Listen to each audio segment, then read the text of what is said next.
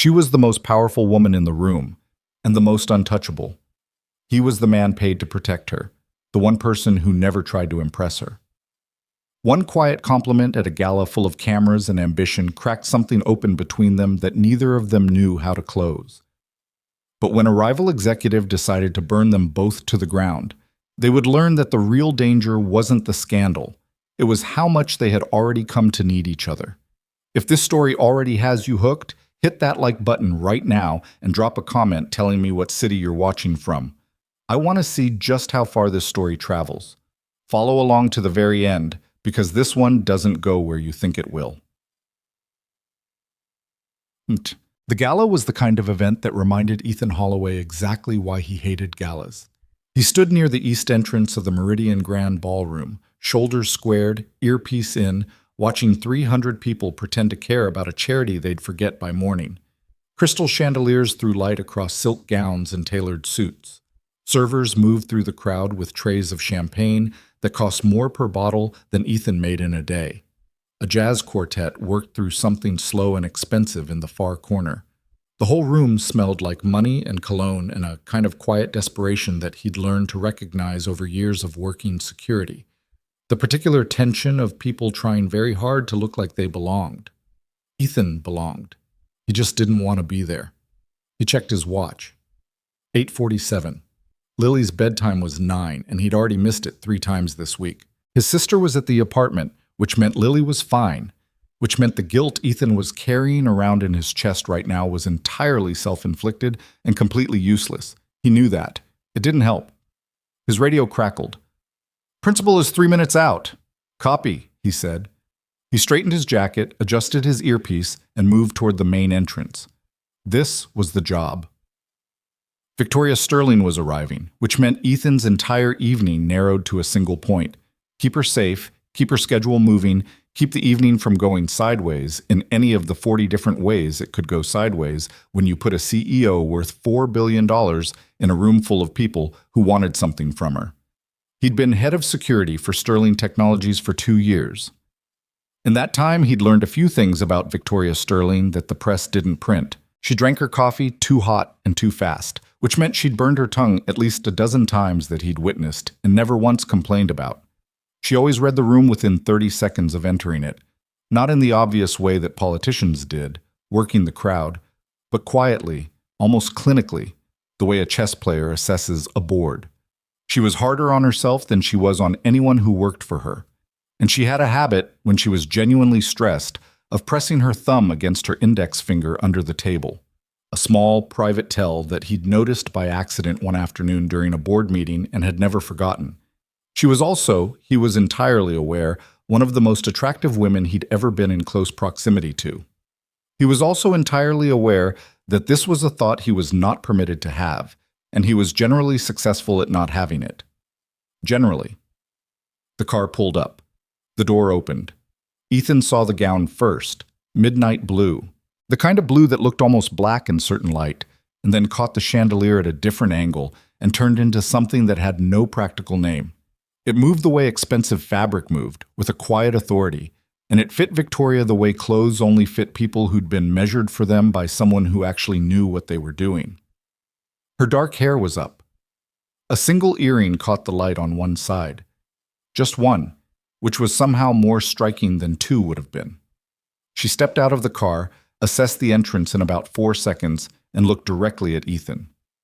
"Holloway. Ms. Sterling." He fell into step beside her. Approximately 300 guests, board members, donors, pressed to the left side of the room. They've been told cameras stay in the designated areas, but Hargrove from Channel 7 is here, and he doesn't respect designated areas. Your scheduled remarks are at 9:15. There's a table issue. Caldwell Industries got seated 2 tables closer to the front than they were supposed to be, and Marcus Reeves from your acquisitions team is already aware and managing it. Reeves shouldn't have to manage it. That's a venue logistics failure.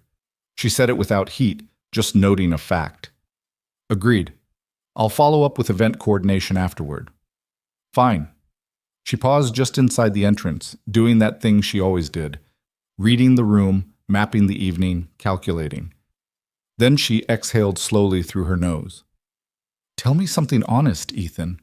He was already scanning the crowd and noted the slight shift she'd made, first name instead of last, which she did occasionally in moments when the professional armor got a little heavier than usual. About what? About whether this evening is going to be as exhausting as I think it is.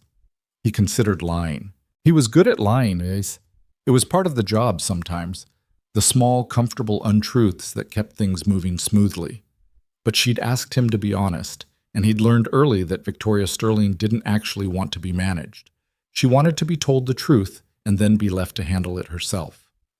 There are 4 people in that room who are going to try to corner you about the Meridian acquisition before you reach the bar, he said.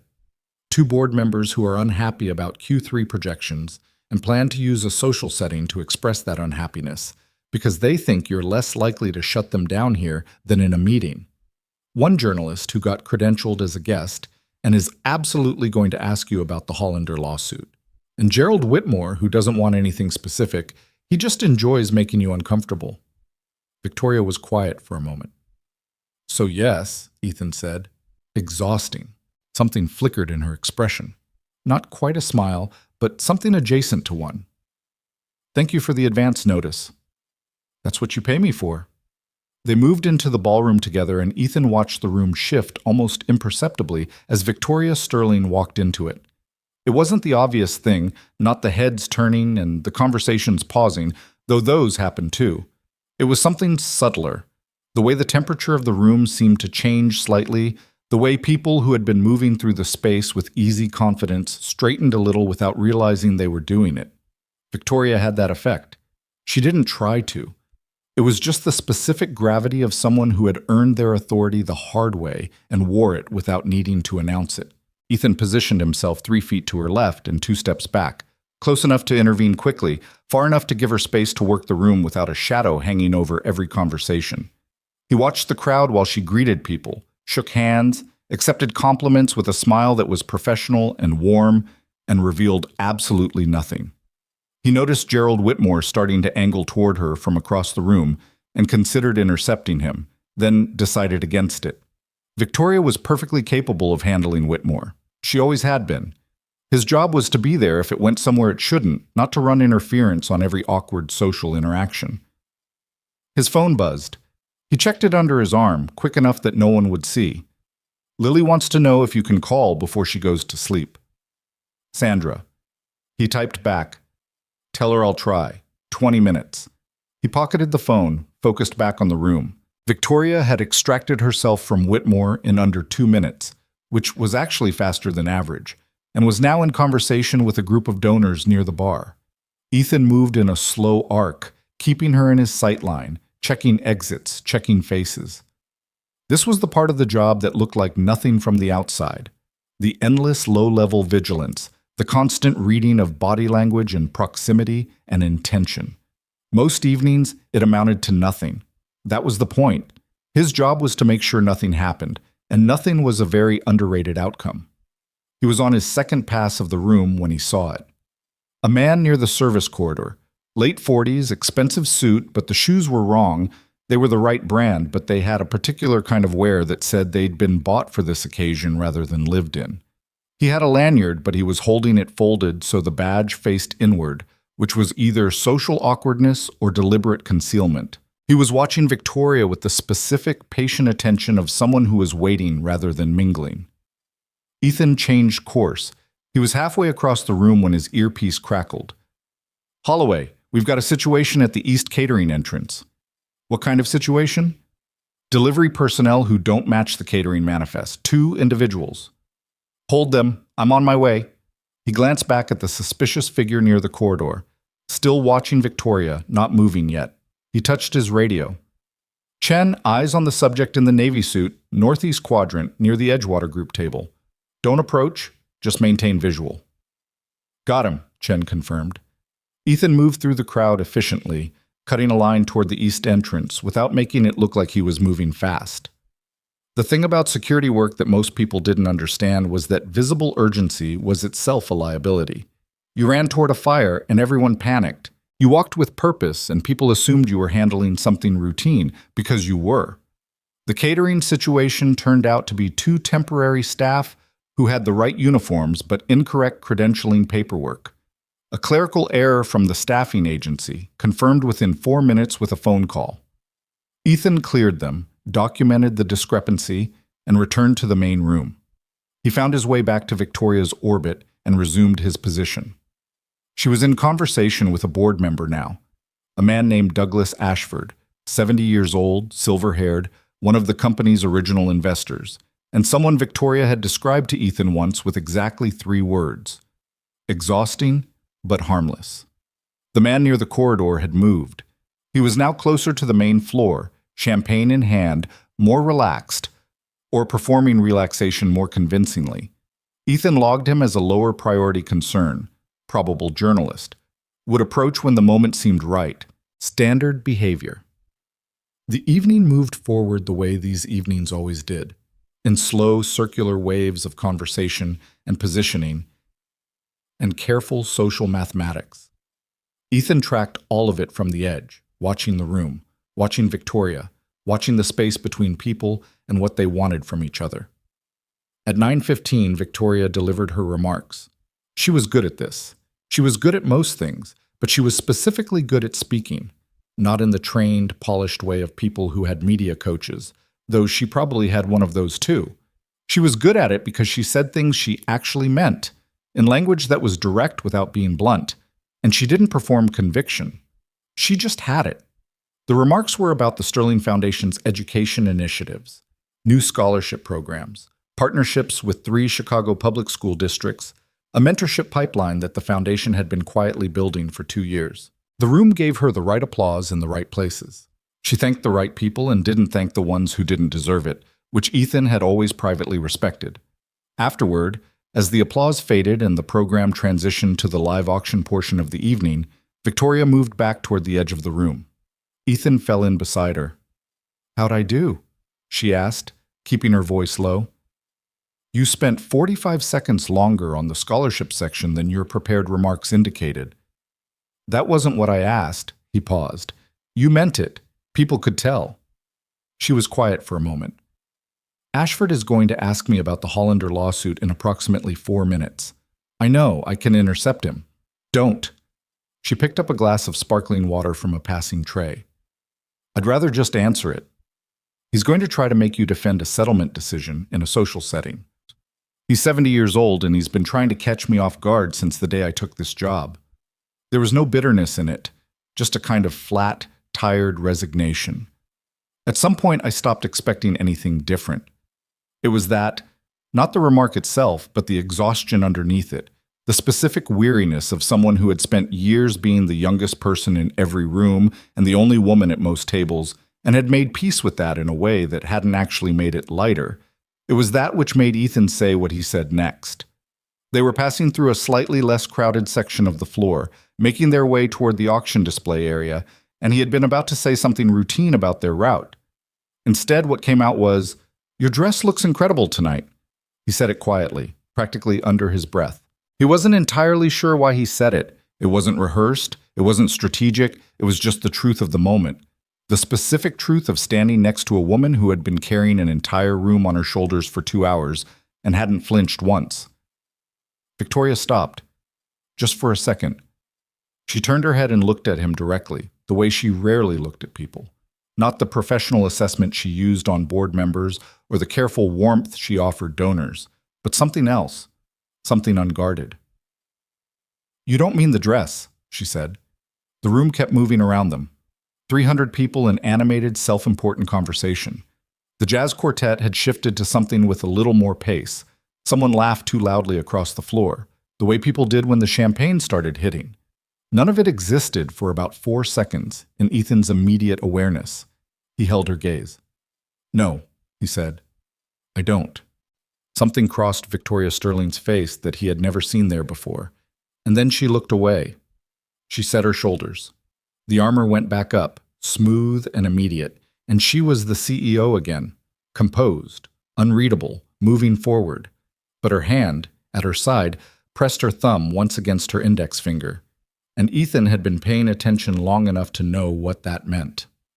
He called Lily at 9:40. She answered on the second ring, her voice thick with the particular drowsiness of a child who had been fighting sleep for at least an hour. "Daddy?" "Hey, Bug." He'd stepped outside to the service corridor, back against the wall, voice low. "You're supposed to be asleep." "I was waiting." "Sandra said you were already in bed." "I was in bed. I wasn't asleep." "Those are different things."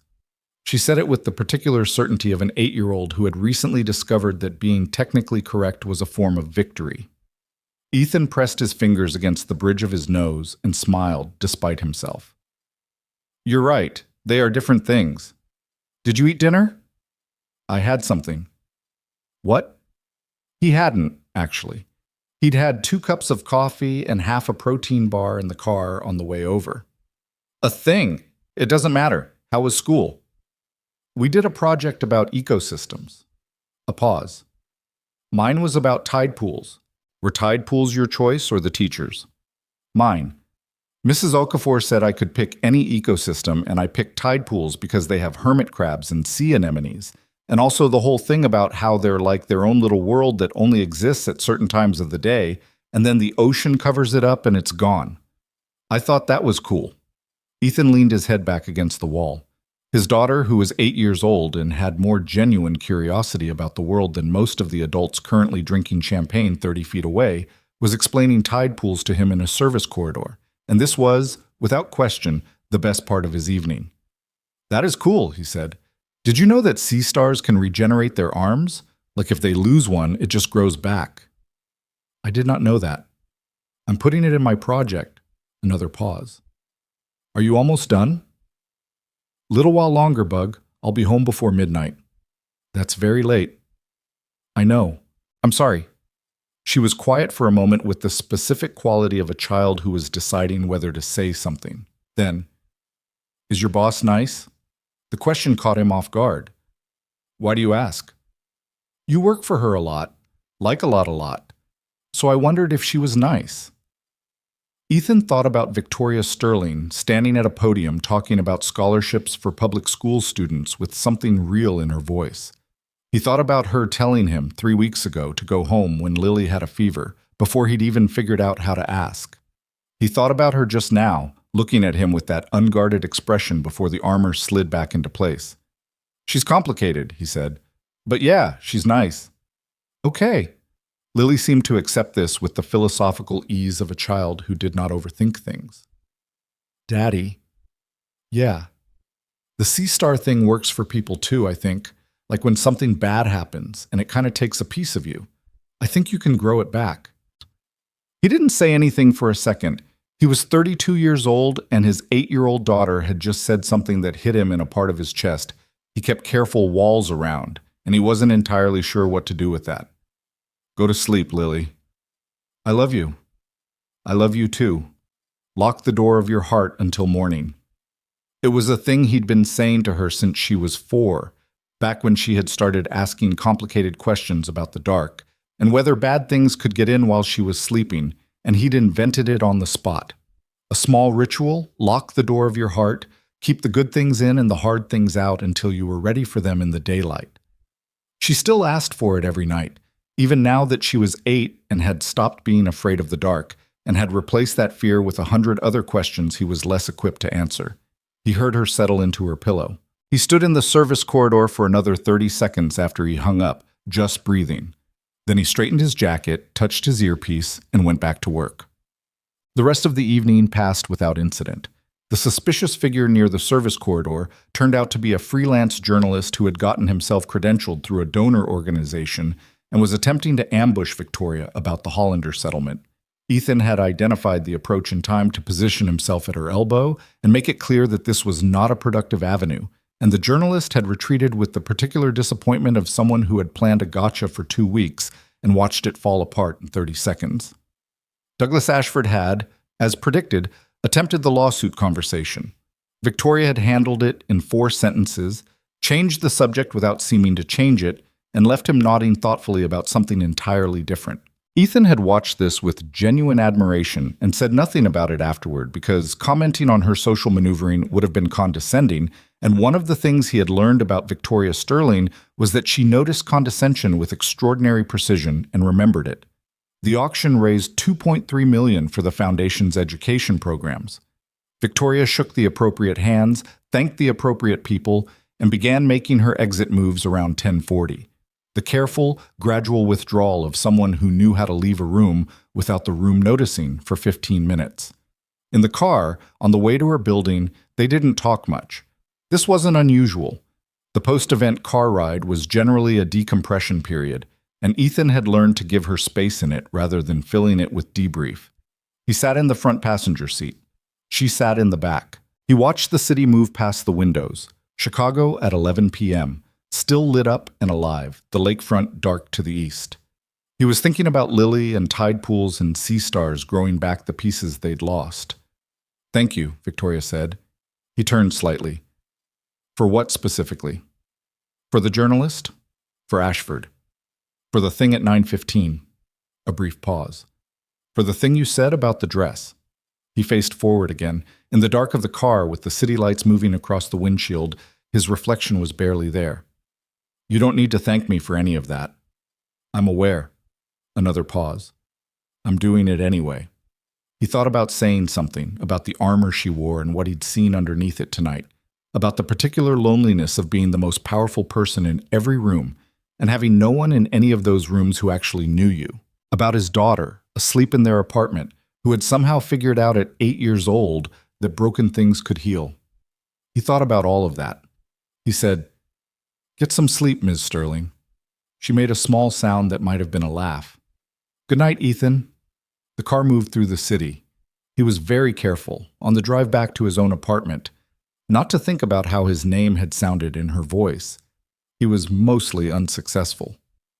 The Monday after the gala, everything went back to normal. This was the thing about moments. They existed and then they were over, and the world had a tremendous capacity for returning to its ordinary shape immediately after something significant had passed through it. Ethan was at his desk by 7:15. Security rotation review, access log audit, a personnel issue with one of the overnight staff that needed to be addressed before the week got further along. His office was on the 3rd floor of Sterling Technologies' Chicago headquarters, a glass and steel building on Michigan Avenue that Victoria had commissioned 4 years ago and that still occasionally appeared in architectural publications. His office was small and functional, a desk and 2 monitors and a wall of windows that looked out onto a secondary courtyard rather than the street, which he preferred. Less traffic, less noise. He was halfway through the access log when his door opened without a knock. He knew before he looked up that it wasn't Victoria. She always knocked, which was one of the things about her that surprised people who expected the opposite. The person who opened his door without knocking was Marcus Reeves, head of acquisitions, 38 years old, a man with the specific confidence of someone who had never once doubted that his presence was welcome in any room he chose to enter. "Holloway." Reeves dropped into the chair across from Ethan's desk as though he'd been invited. "Good weekend?" "Fine." Ethan kept his eyes on the monitor. "Was there something you needed?" "Heard you had an interesting evening at the gala." Ethan looked up. Reeves was studying his nails with casual attention that was not, in fact, casual at all. "The gala was standard," Ethan said. "Sure." Reeves glanced up. "Couple people mentioned you and Sterling seemed—" He paused, letting the pause do work. "Close." "I'm head of security. My job involves being in close proximity to the CEO at corporate events. That's not a novel observation." Right. Reeves smiled. It was a practice smile, the kind that men who had spent a long time in corporate environments developed. Warm on the surface, evaluative underneath. Just making conversation. "You need something from me, Marcus. I'm happy to help. Otherwise, I've got a full morning." Reeves stood unhurried, the way people stood when they wanted it understood that they were leaving by choice rather than by dismissal. "No, I'm good. Just checking in." He moved toward the door, then paused with his hand on the frame. "How's the kid? Lily, right?" Ethan went still, just for a fraction of a second. "She's great," he said. His voice was level. "Good. Good to hear." Reeves left. Ethan sat for a moment looking at the door, then he turned back to his monitor. The access log showed nothing unusual, everything in order, everything exactly as it should be. He filed the conversation away in a part of his mind where he kept things that didn't mean anything yet, but might mean something later. This was a security instinct, the recognition of a data point before you knew what data set it belonged to. He finished the log and moved on to the personnel issue. 3 floors up, behind glass walls and closed doors, Victoria Sterling was already deep in her first meeting of the week, surrounded by people who wanted things from her, making decisions that would ripple out through thousands of lives, carrying all of it with the particular steadiness of someone who had never had anyone to hand any of it to. He didn't think about this. He was very disciplined about not thinking about it. He was, again, mostly unsuccessful. 2 weeks after the gala, Ethan discovered the scholarship. It happened accidentally, the way things that change the direction of your life often do. Not through any particular revelation or confrontation, but through a small, ordinary moment that turned out not to be ordinary at all. Lily came home from school with a permission slip for a weekend program, a STEM enrichment initiative being offered through her school for 4th and 5th graders. It was the kind of program that cost money her school district didn't have, the kind that appeared occasionally in better-funded districts and rarely in theirs. He'd signed the slip without thinking much about it, noted that it said fully funded through the Sterling Foundation, and moved on.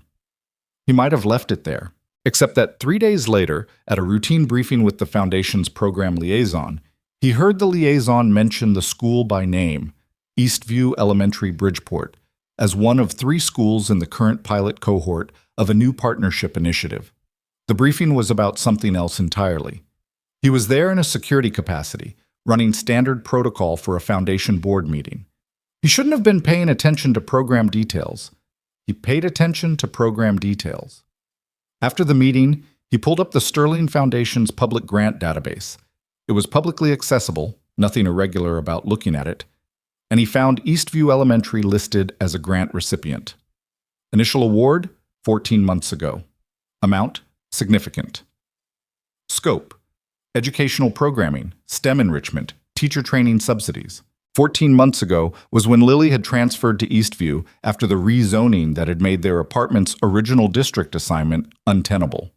It was right around when he'd mentioned to a colleague, a casual mention, the kind you don't think twice about, that the school was great but underfunded, that Lily had gotten lucky with her teacher, but the resource gap was visible. That colleague was part of the security team that sometimes overlapped with Victoria's personal staff schedule. That colleague had a habit of talking. Ethan sat with this for 2 days. He ran it back and forth in his mind, looking for the coincidence, the alternative explanation, the simpler reading. There wasn't one. On the 3rd day, he knocked on Victoria's office door at 4:30 in the afternoon, which was later than her public schedule indicated, but right around the time when the stream of meetings finally broke, and she had 40 minutes before her next obligation. He knew her schedule. That was part of the job. She called him in. She was at her desk, jacket off, reading something on a tablet with the focused expression she wore when she was actually concentrating, rather than performing concentration. She set the tablet down when she saw him. "Holloway, this isn't on my calendar." "No." He came in, closed the door, and stood in front of her desk. He didn't sit. "I need to ask you something directly." She read his face and something shifted in hers. Not alarm exactly, but attention. "All right. The Sterling Foundation grant to Eastview Elementary. In Bridgeport. A beat. A small one. But he was watching for it, and it was there." "What about it?" Her voice was even. 14 months ago. 2 months after I mentioned to Davis that Lily had transferred there and the school was underfunded." Victoria said nothing. "I'm not accusing you of anything," Ethan said carefully. "I just want to know if it's a coincidence." She looked at him for a long moment. Something was happening in her expression that he couldn't fully read, which was unusual. He was generally good at reading people, and he was better than good at reading her. But this was something that didn't have a clean name, something layered. "Does it matter?" she asked finally. "Yes." "Why?" "The school is better funded now. The students benefit. The teachers benefit. Your daughter benefits." She picked up her pen, set it down. "What part of that outcome requires examination?" The part where you did something significant for someone close to me without telling them. I did something significant for a school that needed funding. That's what the foundation does. Victoria. He used her name. He did it deliberately because the first name address was a shift in register that she would recognize, and because they were past the point where last names were doing anything useful. She was quiet. I know it's not just the school, he said. I know you looked into it specifically because of Lily. She turned her chair slightly, facing the window. Chicago's skyline filled the glass, late afternoon light going amber across the buildings. You have good instincts. I've been told. Another pause. When she turned back, something about her face was different. Not more open exactly, but more honest. The CEO face had slipped, not all the way, but enough. I heard you tell Davis about the transfer, she said, about the resource gap. You weren't complaining. You were just noting it the way you note facts. But the school was in our target demographic for the pilot program, and She stopped. Started again. I looked into it. The need was real. The grant was merit-based. I believe all of that. Then why are you here? Because I want to know why you didn't tell me. She pressed her thumb against her index finger under the desk. He saw it happen. She didn't know he could see it. Because it wasn't about telling you, she said quietly. It wasn't a favor I was doing for you. It was... Another stop. He waited. I didn't want you to think I was trying to make you feel indebted, or that I was using your daughter as a way to... She stopped again, and for the first time in the 2 years he had worked for her, Victoria Sterling looked genuinely uncertain about how to finish a sentence. As a way to what? He asked.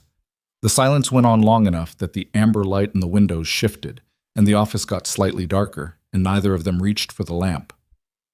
I just wanted to help, she said finally. It came out stripped of everything. No framing, no qualification, no professional distance. Just the plain fact of it. I knew you were managing it alone. I knew you never asked for anything from anyone. I wanted to do something that would make it, a pause, easier, just a little, without you having to know about it. Ethan stood in front of her desk and felt something complicated and inconvenient happen in his chest. He'd spent 2 years maintaining a careful, professional distance from this woman. He'd done it because she was his employer, and he was her employee, and because he had an 8-year-old daughter who had already lost one parent and did not need to watch her father make impractical decisions. He'd done it because he was good at his job, and being good at his job meant keeping certain lines intact. He was looking at those lines now, and they seemed, suddenly, very thin.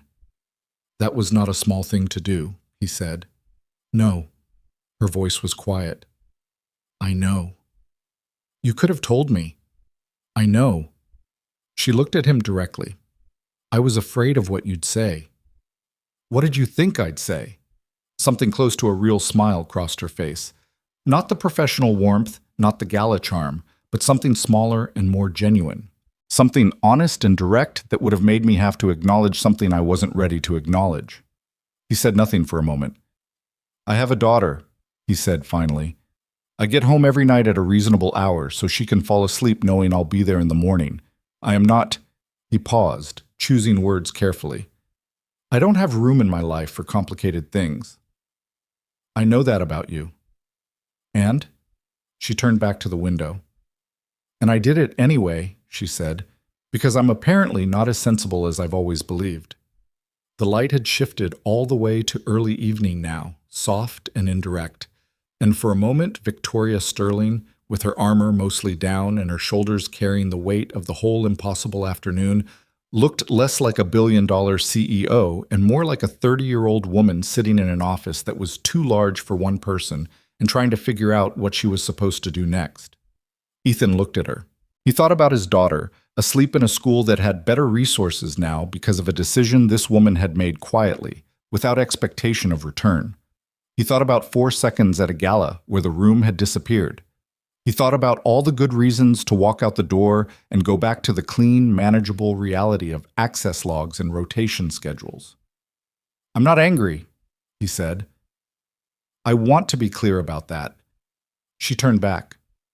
I know. I just needed to know the truth. I know that too. He nodded once. He moved toward the door. With his hand on the frame, he stopped, not because he'd planned to, not because it was a strategic moment, but because sometimes people say things because they need to be said, and there isn't a right time for them. For what it's worth, he said without turning around, Lily loves that program. She came home last week and told me about thermodynamics and then explained it better than I could have. He heard the small sound she made. Not quite a laugh, but something warmer than anything the gala had offered. He left her office. In the elevator, going down, he kept his eyes on the numbers and did not think about anything. He was getting better and better at being mostly unsuccessful. The weeks after their conversation in her office had a particular quality that Ethan couldn't quite name. Nothing had changed, technically. He still arrived at 7:15, still ran the access logs, still fell into step beside Victoria at the precise distance his job required. She still knocked before entering rooms, still called him Holloway in meetings, and Ethan in the 4-second windows between one obligation and the next, when the professional surface cracked just slightly and something more actual moved through. Nothing had changed. Everything felt different. He noticed things he had no business noticing. The way she rubbed the back of her neck when a meeting had gone 20 minutes longer than it should have. The specific quality of her silence when she was thinking through a problem versus when she was simply tired. She had 3 different versions of a smile. The one for cameras, the one for people she genuinely liked, and a third one, smaller and slower, that appeared when something surprised her into being pleased. He had been cataloging these things without meaning to for 2 years. Now he had stopped pretending he wasn't. This was, he was fully aware, a problem. He managed it the way he managed most inconvenient things, by staying busy. There was always work. The security team had 12 people on rotating shifts, and keeping 12 people running smoothly was a full-time occupation on its own before you added the travel logistics, the protocol reviews, the quarterly threat assessments that corporate required. He stayed late more often than he should have. Lily noticed. "You seem tired," she said one Thursday morning over cereal, with the directness of a child who hadn't yet learned to soften observations. "I'm fine." "Your eyes look the way they do when you've been staring at a screen too long. Finish your cereal." "I'm just saying." She ate a spoonful. "Maybe you should go to bed earlier." "I'll take that under advisement." She looked at him with the particular expression she'd inherited from her mother, a kind of patient, unimpressed appraisal that said she was not fooled but had decided not to push it. He missed Claire in those moments, the sharpness of that look. Lily was 8 years old and already more perceptive than half the adults Ethan dealt with professionally, and he didn't know whether to be proud of that or worried about it. "The STEM thing is on Saturday," Lily said. "Mrs. Okafor says we're doing circuits." "I know. I'll be there to drop you off." "You can stay if you want. Parents can stay." He looked at her. "You want me to stay?" She shrugged with the elaborate casualness of a child who wanted something and was refusing to visibly want it. "I don't care. It's fine either way. I'm just saying you could." He stayed. He sat in the back of the school's science room for 3 hours on a Saturday morning, watching his daughter build a simple circuit with 2 other kids she'd apparently decided were acceptable. And he drank bad coffee from a paper cup and felt, for the first time in several weeks, genuinely calm. On the walk home, Lily was talking about electrical resistance. She'd gotten the concept from one of the program's instructors and was now explaining it to Ethan with an 8-year-old's particular mix of accuracy and embellishment. "It's like when you have too many things plugged into the same outlet," she said, "and everything slows down because the electricity has to work harder. People can be like that too." "Can they?" "Yeah, like when you have too many things you're thinking about at the same time, you slow down." She looked up at him. "You've been slow lately." He glanced down at her. "You're very observant for someone who's supposed to be focused on her education." "Being observant is part of my education." She grabbed his hand without preamble, the way she'd been doing since she was 3, completely unself-conscious about it in the way children were before the world taught them to be. "Is it work stuff?" "Partly." "Is it your boss?" He missed a step, just slightly. "Why would it be my boss?" "Because you talk about her sometimes, and you get this face." "What face?" "The one you make when something is complicated and you're trying to make it not complicated by ignoring it." She said this with complete certainty.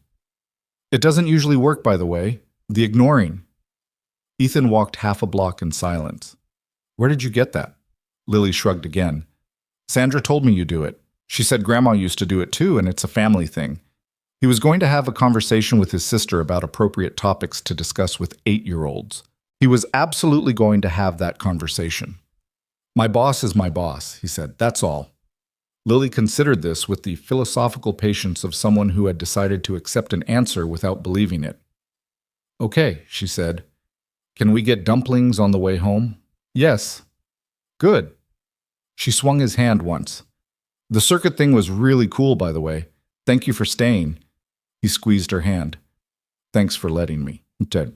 The Monday after the Saturday program, Victoria called him into her office at 8 in the morning, which was unusual. Her first meeting was typically at 8:30, which meant she'd blocked time specifically for this, which meant it was either a security matter or something adjacent to one. He knocked. She called him in. She was standing at the window with her coffee, not behind her desk, which was itself a shift in body language that he noted automatically. Jacket on, fully composed, but the coffee cup was held in both hands rather than one. Another small tell, the two-handed hold that showed up when she was working through something. I need to tell you something, she said without preamble. All right. There's a situation developing that you're going to hear about through other channels, and I'd rather you hear it from me first. He waited. The board has been approached by a third party about a potential acquisition. Sterling Technologies as the target, not the acquirer. She turned from the window. Her face was controlled but not fully closed. He could see the effort it was taking. It's not a public offer yet. It's being framed as a merger conversation, but the structure is designed to dilute my position significantly. I'd be CEO in title only. Who's driving it? The approach came through an intermediary, but the capital structure points to Brennan Capital Partners. She set her coffee down. Which means it points to Richard Holt. Ethan knew the name. Most people in Chicago's business community did. Richard Holt was 61 years old, had built Brennan Capital into a mid-tier private equity firm over 30 years, and had a specific history with Sterling Technologies that predated Victoria's tenure. He'd been one of the original investors, had been gradually diluted out of meaningful influence as the company grew, and had never been quiet about his opinion that the company's direction under Victoria was too long-term focused and insufficiently attentive to near-term returns. When did you find out? Ethan asked. Friday evening, Douglas Ashford called me. A pause. To his credit, he called me directly instead of letting me find out from the board communication. That's something. It's not enough. She moved back toward her desk and sat, and the shift in posture was subtle but visible. She was pulling herself back together, reorienting from the person who was processing this to the executive who was going to handle it. I'm telling you because the security implications are real. If Holt's team is building a case for the acquisition, they'll be looking for leverage. That means they're probably already doing research. On me, on the company, on anyone in my immediate circle. Ethan felt something sharpen in his chest. On staff. Potentially. He thought about Marcus Reeves standing in his doorway 2 weeks ago asking about the gala. He thought about the careful pause before the mention of Lily's name. Has anyone on your team been approached? He asked. Or shown unusual behavior in the past month? Her eyes went to him. She read something in his face. You have something. Possibly. He told her about the Reeves conversation. The specific details, the timing, the mention of Lily. He kept it factual. She listened without interrupting. When he finished, she was quiet for a moment. I don't want to assume Marcus is involved, she said finally. He's been with the company for 6 years. I'm not assuming anything. I'm noting a data point. Can you look into it without him knowing? Yes. She nodded. The CEO face was fully back now, the processing complete, the plan forming. But she pressed her thumb against her finger once before she picked up her coffee cup again, and he saw it. Thank you, she said, for telling me about Reeves. You didn't have to. You told me to tell you things directly. I did. A brief pause. I appreciate that you listen. He moved toward the door, then stopped because apparently this was becoming a habit. Victoria. She looked up. Whatever Holt is trying to do, I want you to know that my team's first obligation is this company and the people in it. Not the board structure, not the acquisition politics. If something comes up that you need handled quietly, you come to me first. She studied him for a moment. Something passed across her face that was neither the CEO nor the woman he'd seen with her armor down. Something in between, something that had learned to occupy that middle space carefully. "I know," she said. "I know that." He left. Dead. The investigation into Reeves took 11 days and produced results that were both clearer and worse than Ethan had expected. He did it carefully, through channels that were entirely within his authority. Access logs, communication metadata that the security team monitored as standard protocol, cross-referenced against the company's data security policy. He didn't go looking for something specific. He went looking at patterns, which was different, and which was also what his job actually required him to do on an ongoing basis. The pattern he found was this. Over the past 6 weeks, Marcus Reeves had accessed files outside his normal operational scope. Not dramatically. Nothing that would have triggered an automatic flag. Small reaches. Due diligence documents related to the Meridian acquisition that weren't in his direct purview. Historical financial projections that predated his tenure. A folder of correspondence related to the Hollander lawsuit settlement that should have required a senior legal access level that Reeves didn't have, but had accessed through a shared credential that hadn't been properly restricted after a previous user's departure. The access pattern was consistent with someone building a picture. Not stealing data exactly. Nothing was copied to external drives. Nothing transmitted outside the network. Just reading. Assembling. The way someone assembled a narrative. On day 11, a cross-reference against the company's visitor management system turned up something more concrete. Richard Holt's name appeared in the building's visitor log. Not the corporate entry, but the secondary entrance used for private meetings in the executive suite. 4 months ago. The meeting was logged under a generic consulting designation, and the host was listed as Marcus Reeves. Ethan sat with this for about an hour before he went to Victoria. She was in a meeting when he arrived at her floor. Her assistant read his face and knocked on the conference room door without being asked, which was either very good intuition or an indication that Ethan looked more serious than he felt. He probably looked more serious than he felt. Victoria came out 2 minutes later. He told her in the hallway quietly, standing close enough that it was private, but not so close that it would read oddly to anyone passing. She listened with the stillness she used when she was absorbing something significant, completely motionless, eyes on him, processing. When he finished, she was quiet for 5 seconds. "He was in the building," she said, 4 months ago, before the formal approach through the board. "So they've been building this longer than I thought." "Yes." She looked past him for a moment at the glass-walled conference room where her meeting was still in progress, visible through the transparent walls, 4 people around a table waiting for her to come back in. "I need to think about how to handle Marcus. I can't move on him yet without tipping Holt that we know." "I know." "Can you keep the file quiet? Just the 2 of us?" "Yes." She looked back at him. There was something in her expression that was not quite what he'd seen in her office after the scholarship conversation, but adjacent to it. The same stripped-down quality, the same absence of the usual professional buffer. "I hate this," she said simply. It wasn't a complaint exactly. It was just the truth of it, the particular exhaustion of discovering that someone you'd trusted had been quietly building a case against you while sitting at meetings and eating lunch in the same building and asking questions about your head of security's kid with manufactured friendliness. "I know," he said. It was inadequate. He said it anyway. 6 years, she said. "He's been here 6 years. People make choices." "I know they do." She pressed her lips together briefly. "I just keep thinking I should have seen it. You run a company. You can't watch everyone. That's what I have you for. And I didn't see it early enough either." She looked at him for a moment. "You saw it before it cost me anything." "We don't know that yet." "No," she agreed. "We don't." She straightened slightly, the professional surface reassembling itself with the practiced efficiency he'd watched her deploy 100 times. "Go back to your office. I'll finish this meeting. We'll talk tonight. I have a dinner obligation, but I'll be back by 8:30. Can you stay?" He thought about Lily. Sandra was available on Mondays. "Yes." "Thank you." She turned back toward the conference room, paused with her hand on the door. "Ethan." "Yeah." "For what it's worth, you saw it. That matters. She went back into the meeting.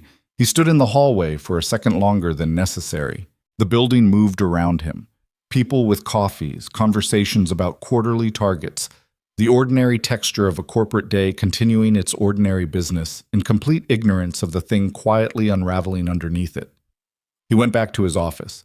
He called Sandra to confirm she could stay with Lily. He stared at the access log on his monitor for a while and thought about the visitor record, 4 months old, sitting in a database that nobody had thought to look at until now.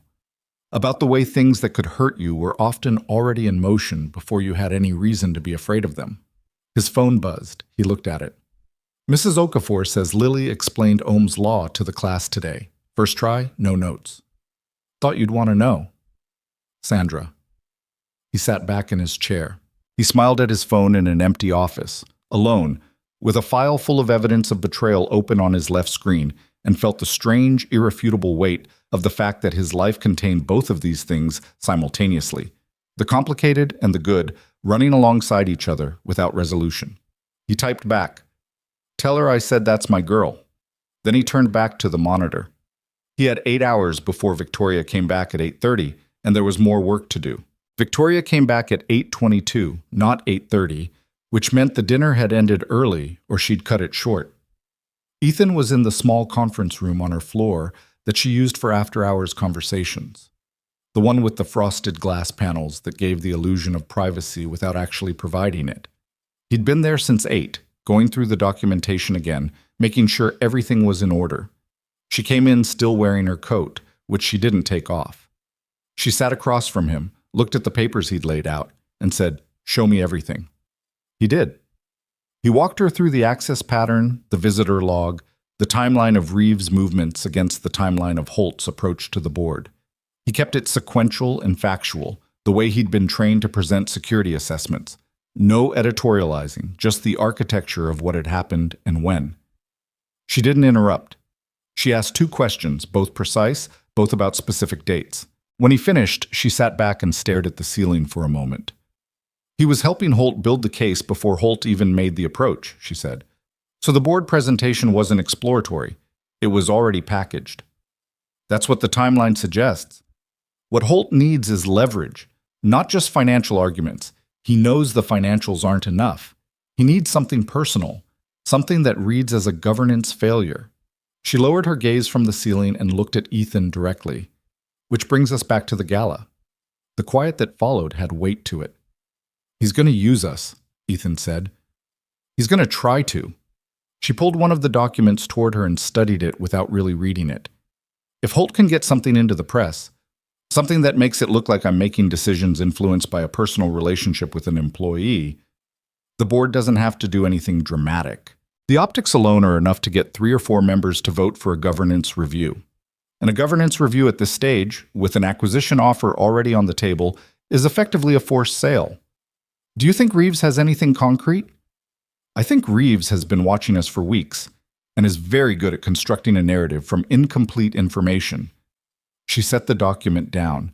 He doesn't need proof of anything. He needs a headline. Ethan thought about this. So we move on him now, before he has a chance to bring anything to Holt. We can't. Not yet. She pressed her palms flat on the table. If we terminate Reeves without cause, he goes straight to the press with whatever he has and frames it as retaliation. We need him to make a visible, documentable move first. That means waiting. That means waiting. She said it with the particular flatness of someone accepting a tactical reality they hated. And it means being very careful in the meantime. The room was quiet. The building had emptied out hours ago.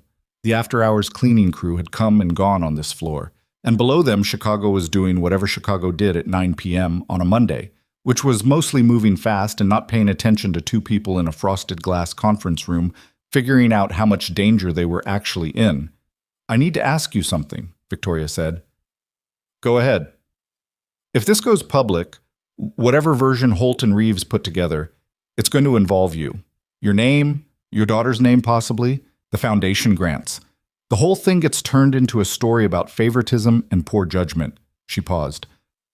"I need to know if you can handle that." He looked at her. "Are you asking if I'll stay?" I'm asking if you understand what staying means. I understand what staying means. She held his gaze. Ethan, they will make it ugly.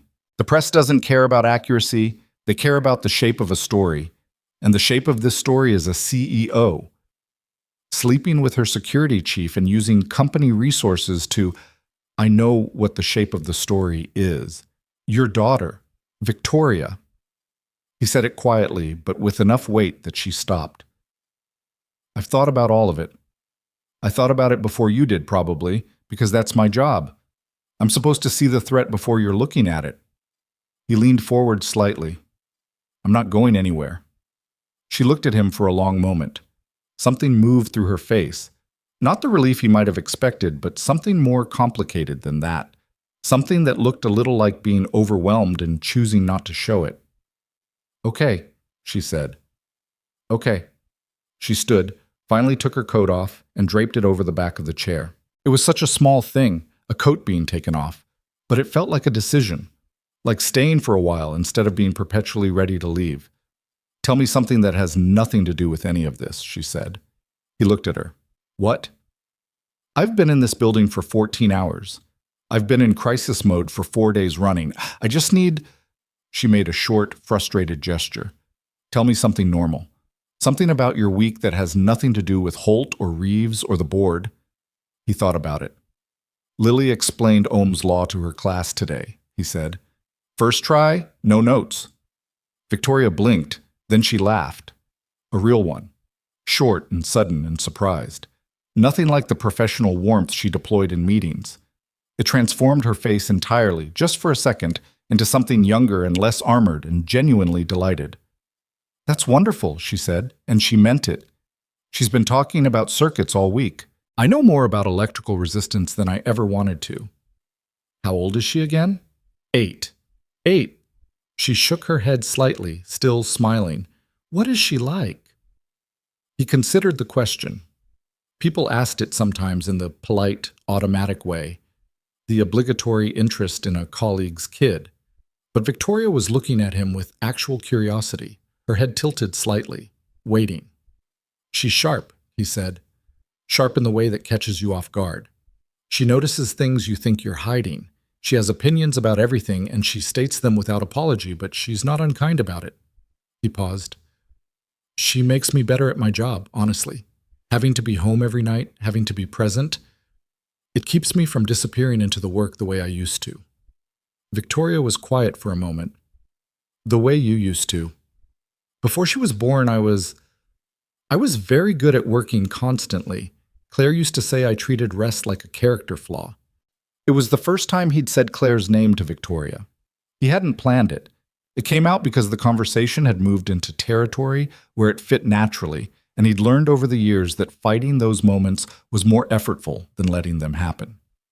Victoria didn't make it strange. She just asked, carefully, how long? 4 years. Lily was 4 when we lost her. He kept his voice even, the way he'd learned to.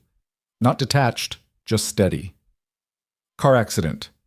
She was coming home from a conference in Milwaukee. It was winter. The roads were bad. I'm sorry. Thank you. He looked at the table. The first year was... I don't have a word for what the first year was. I was trying to do this job and be everything for Lily, and I was failing at both simultaneously. And Sandra basically moved in for 6 months without being asked. He shook his head. You find out a lot about people in that kind of year.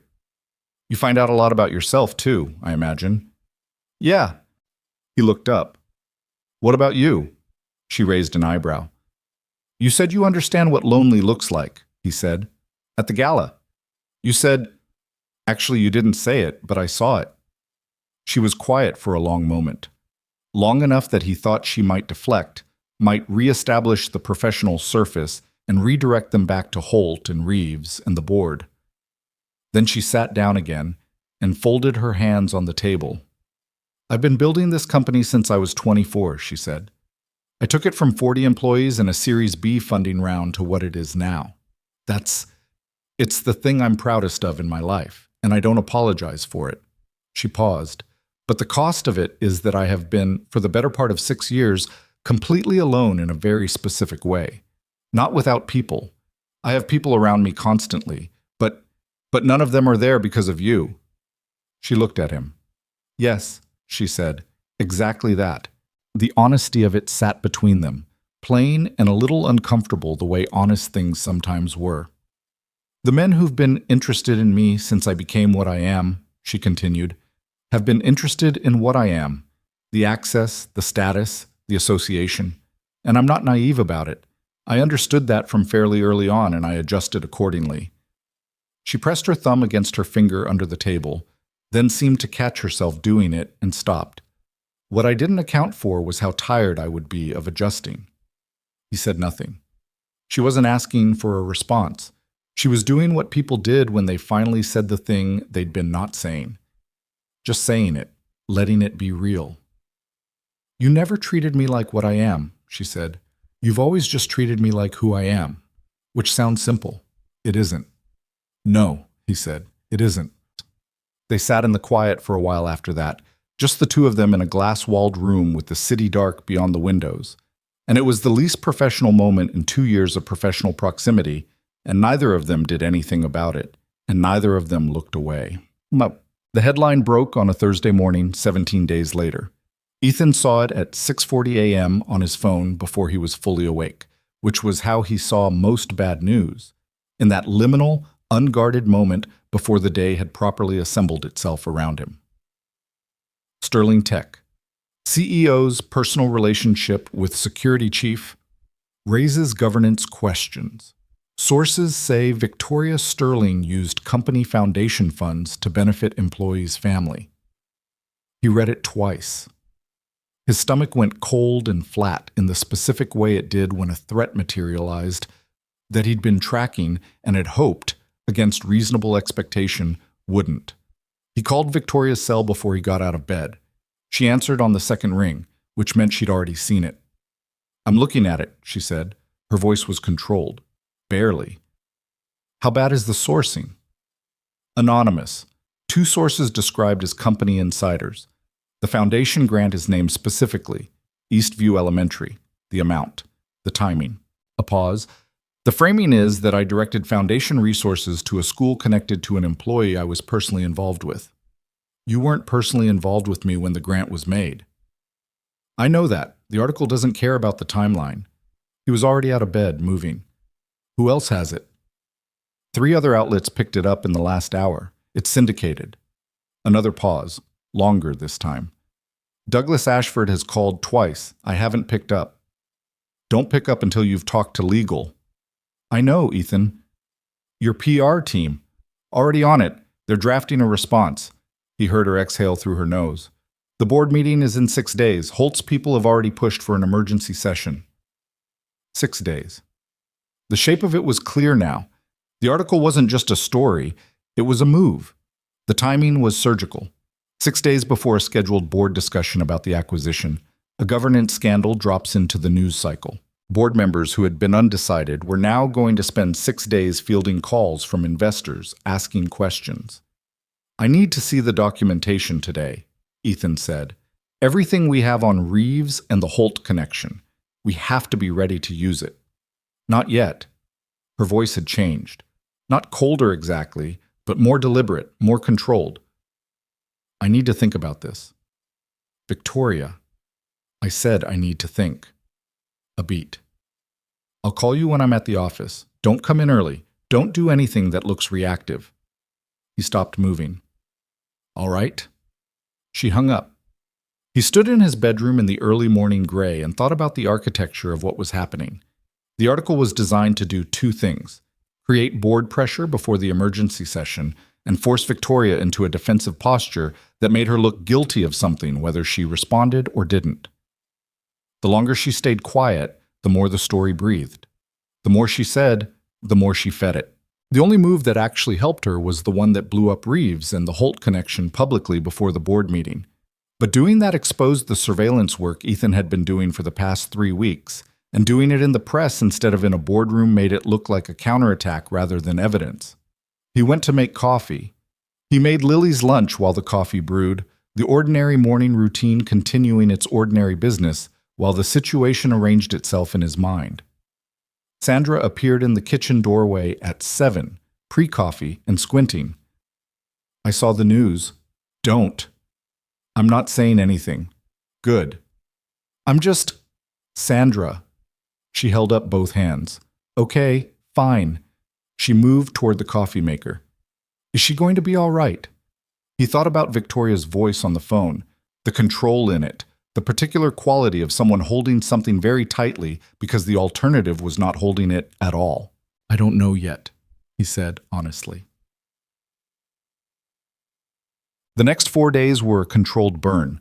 Ethan went to work. He did his job. He maintained the exact professional distance his role required. And he watched Marcus Reeves move through the building with the particular studied casualness of a man who believed he had already won and was simply waiting for the outcome to formalize itself. Reeves was friendly in meetings, responsive in emails, available and collegial, and utterly unreadable to anyone who wasn't paying close attention. Ethan was paying very close attention. On day 2, the second wave of coverage hit. This one had photographs, taken at the gala, Ethan and Victoria moving through the crowd together, the specific body language of two people in close proximity. In the context of the article, the photos looked like everything the story was claiming. Out of context, they were a security professional doing his job. Context, Ethan had learned a long time ago, was the first casualty in any narrative war. On day 3, Victoria issued a statement through her PR team. It was carefully worded, professional, denied any personal relationship with Ethan specifically, and affirmed the legitimacy of the foundation grant through standard review processes. It was the right statement. It changed almost nothing, because correct statements rarely did when the story had already found its shape in the public imagination. He read it at his desk and felt, with cold clarity, the particular distance she had put between them with the words, "no personal relationship." He knew why she'd said it. He knew it was strategically necessary. He knew it was protective of him, of Lily, of the foundation work that would be tainted by association if the story deepened. He knew all of that. He also sat with it for about an hour and felt it in the specific way that things felt when you'd been careful about something for a long time and then found out the carefulness hadn't been enough protection anyway.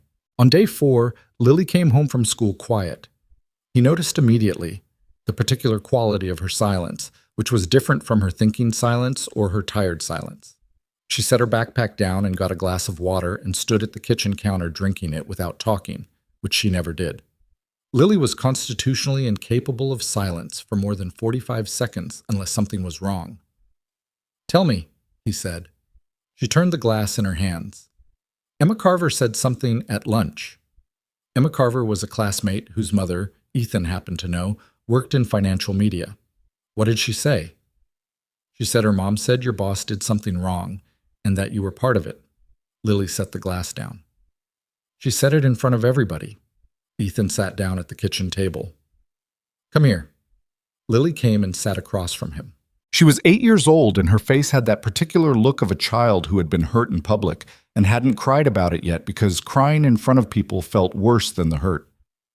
Emma Carver's mom read something in the news, he said carefully. And the news story is, it's not accurate. It took some true things and put them together in a way that makes them mean something different than what they actually mean. Like a lie?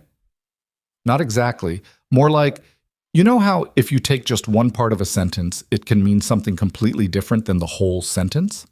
She considered this. Like if someone said, "I don't like this about something bad," but then someone else only told people the "I don't like this" part without saying what the "this" was. Exactly like that. She was quiet for a moment. "Is your boss going to be okay?" He looked at his daughter, who had been embarrassed at lunch by a classmate's secondhand accusation, and whose first question, once she understood the shape of the thing, was whether someone else was going to be okay. "I hope so," he said. "I'm trying to help make sure of it." "Because it's your job?" A pause. "Partly because it's my job." She looked at him with that look, the Claire look, the patient, unimpressed appraisal that didn't ask for more than what was true.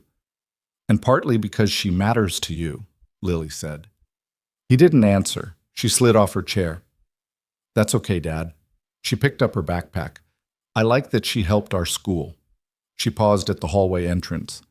Emma Carver was being mean anyway. Her ecosystem project was about suburbs. Suburbs aren't even a real ecosystem. She disappeared down the hall. Ethan sat at the kitchen table for a while after that. Then he picked up his phone and called Victoria. She answered after 4 rings, later than usual. "How are you?" he asked. A pause. "I've been better." "I know." He kept his voice even. "I need you to hear something.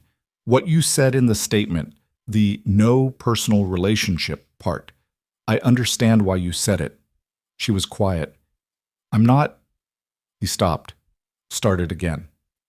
"I just need you to know that it didn't change anything.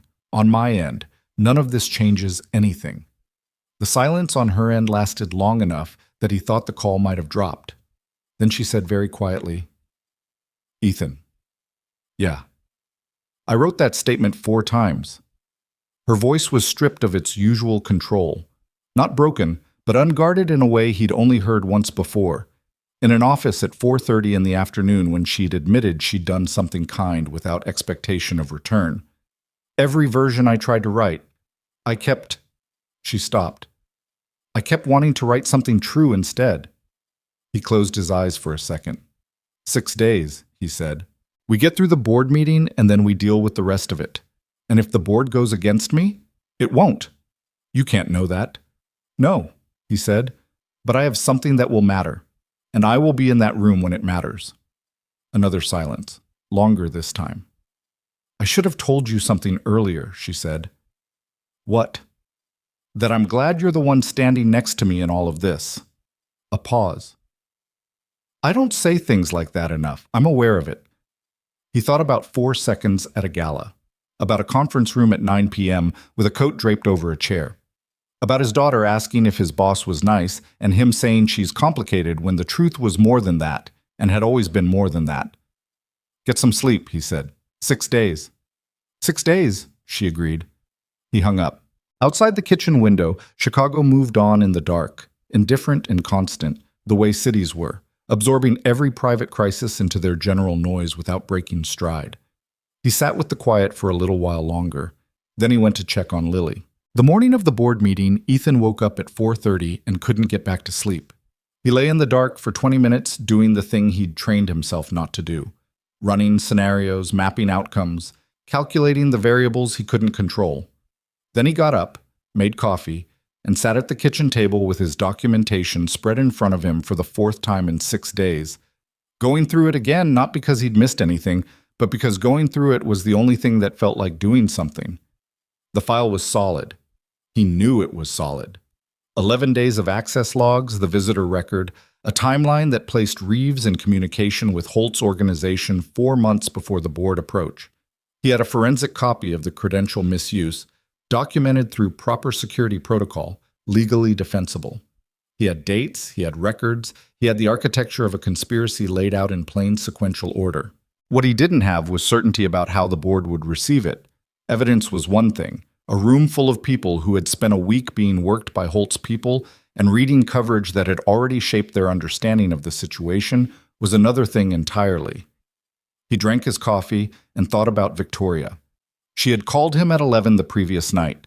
Not about the board meeting, not about strategy. She'd called because she couldn't sleep either, and she'd been rereading the foundation grant documentation, and she'd found a procedural discrepancy in the way the Eastview grant had been categorized internally, something that wasn't wrong, but could be made to look ambiguous if someone wanted to make it look ambiguous. It went through the standard review committee, she'd said. 4 members, all independent from operations. The paperwork is clean. Then it's clean, he'd said. Holt's lawyer is going to say the committee composition was influenced. Was it? A pause. No. Then we say that, directly, without qualifying it. She'd been quiet for a moment. You're very calm about this. One of us has to be. I'm calm. You called me at 11 p.m. to discuss grant categorization. Another pause. I'm mostly calm. He'd heard something shift in her voice then. Not quite a laugh, but the pressure valve releasing slightly. Go to sleep, he'd said. The documentation holds. I'll be in the room tomorrow. You don't have to be in the room. It's a board meeting. I'll be in the building. Same difference. She hadn't argued. He finished his coffee now, checked the time, 5:15, and went to get dressed. The meeting was at 10. He had 4 hours and 45 minutes, and he was going to use every one of them. He dropped Lily at school at 7:40. She was quiet in the car, which was her version of being considerate. She'd picked up enough from the previous days to understand that this morning was significant, and she expressed her understanding by not making demands on his attention. At the school entrance, she climbed out and then turned back. "Dad? Yeah? You know how sea stars can grow back what they lose?" He looked at her. "Yeah, Bug, I know." "She can too." She said it with the complete confidence of an 8-year-old stating a fact about the natural world, then turned and walked into the building. He sat in the parked car for a moment with his hands on the wheel. Then he drove to the office. Sterling Technologies headquarters had a particular quality on board meeting days, a kind of heightened self-conscious energy that moved through the building like weather. People spoke in slightly lower voices. The executive floor assistants moved with more purpose than usual. The conference rooms on the 34th floor, where the board convened, had been prepared the day before. Fresh materials, updated financials, the specific arrangement of chairs and water glasses that signaled the formal machinery of corporate governance operating at full weight. Ethan arrived at 7:50 and went directly to his office. He checked in with his team, confirmed the building's security status, and then pulled up the board meeting schedule on his secondary monitor. The session was scheduled to run from 10 to 1, with a closed executive session from 10 to 11:30, followed by a general session. He was not on the agenda. He had not asked to be on the agenda. He had, however, spent the previous afternoon having a 40-minute conversation with Douglas Ashford. The conversation had been Ashford's idea. The older man had appeared at the security office door on Tuesday afternoon with the slightly formal discomfort of someone doing something they felt obligated to do but hadn't done before. He'd sat down, looked at Ethan for a long moment, and said, "I want to understand what you know." Ethan had made a judgment call. He'd shown Ashford the documentation. Not all of it. He'd shown him the visitor log and the access pattern, the core of the Reeves-Holt connection, enough to establish the architecture of what had happened without exposing the full scope of the security investigation. Ashford had sat with it for a long time, asking precise, quiet questions, the kind that told you the person asking had been around corporate politics long enough to know exactly what they were looking at. "If this is accurate," Ashford had said finally, "then what Holt is presenting to the board as a governance concern is itself a governance violation." "That's correct. And Reeves facilitated it from inside the company."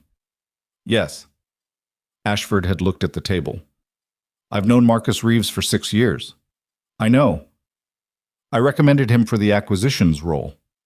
Ethan hadn't said anything. "Victoria needs to present this herself," Ashford had said after a long pause. "In the room. Not through an intermediary, not through legal, not in a press statement. She needs to stand up and put it in front of the board directly. That's the only way it reads as strength rather than defense." "I know that. She knows that." Ashford had looked at him then, a long, assessing look that reminded Ethan of men he'd encountered in his military service. The ones with the specific gravity of people who had seen a lot of situations resolve badly and had stopped being surprised by it. "You care about her," he'd said. "Not an accusation, just a fact being named." "I work for her." "Both things can be true." Ashford had stood. "Make sure she's ready." Now, sitting in his office at 8 a.m. on the morning of the board meeting, Ethan thought about that conversation and about the slim margin between what the documentation proved and what a room of 9 board members, some of whom had been living inside Holt's narrative for weeks, would choose to believe. He thought about Victoria standing up in that room alone. He picked up his phone and sent her a text. "Documentation is ready. Ashford is prepared. You have this." She replied 3 minutes later. "I know. Thank you."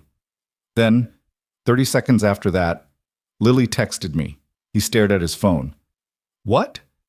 She said, "Sea stars grow back what they lose. My dad will explain."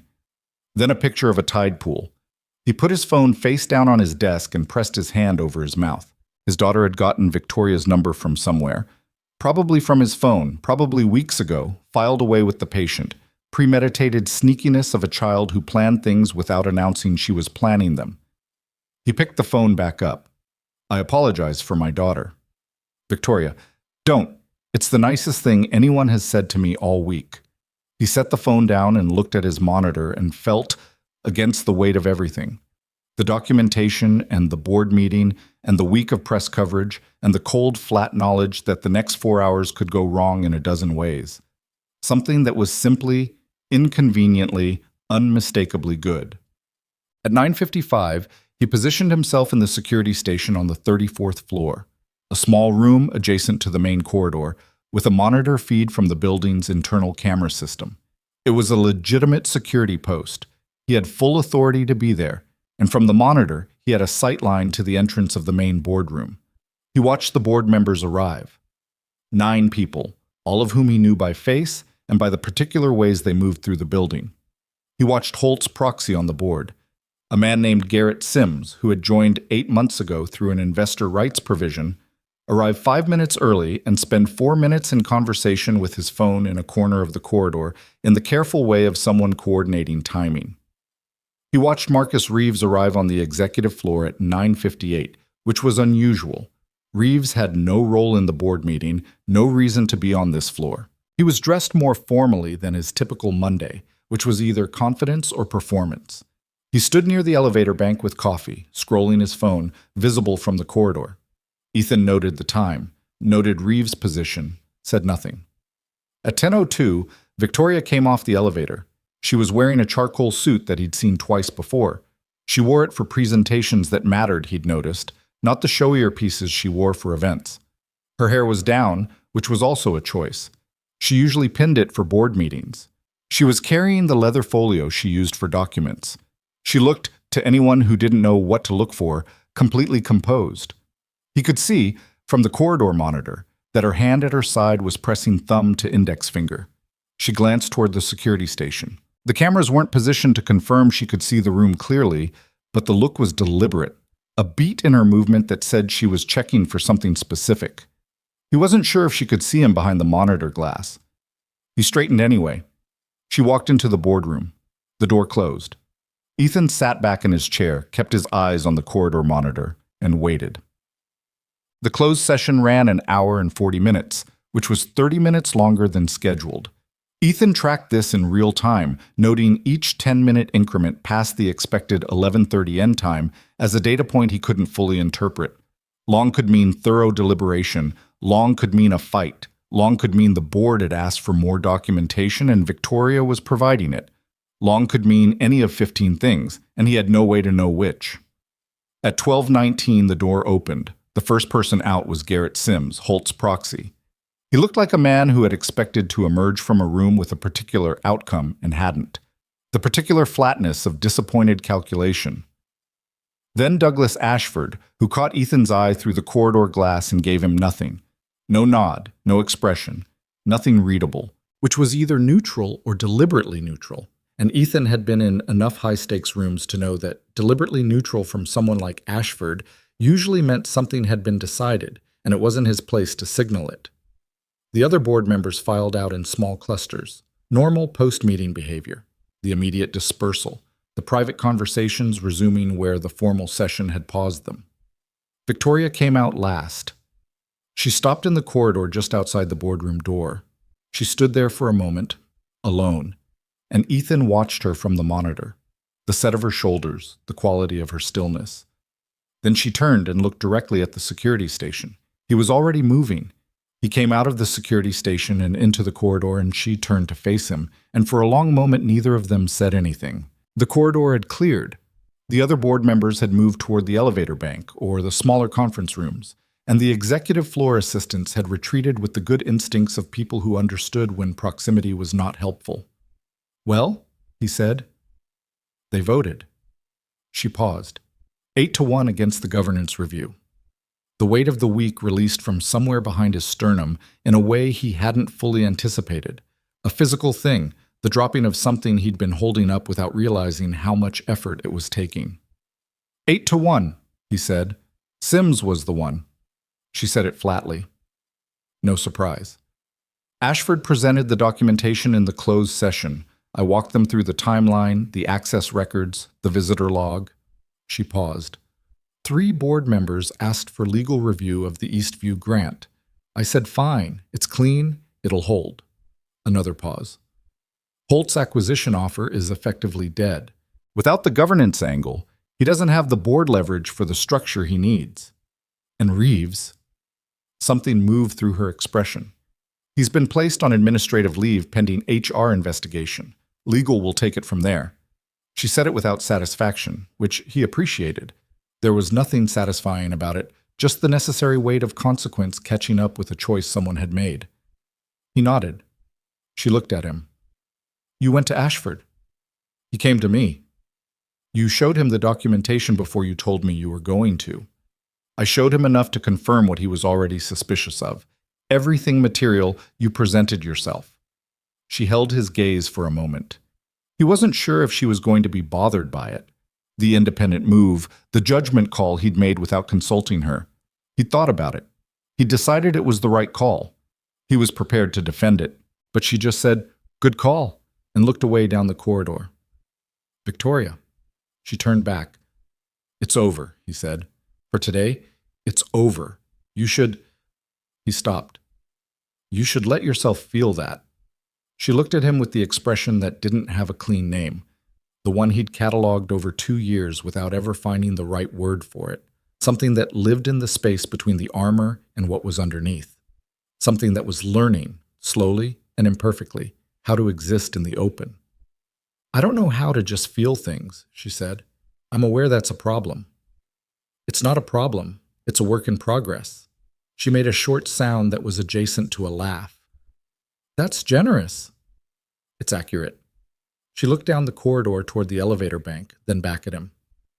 I need to call my legal team, and then my PR team, and then probably Ashford again, and then...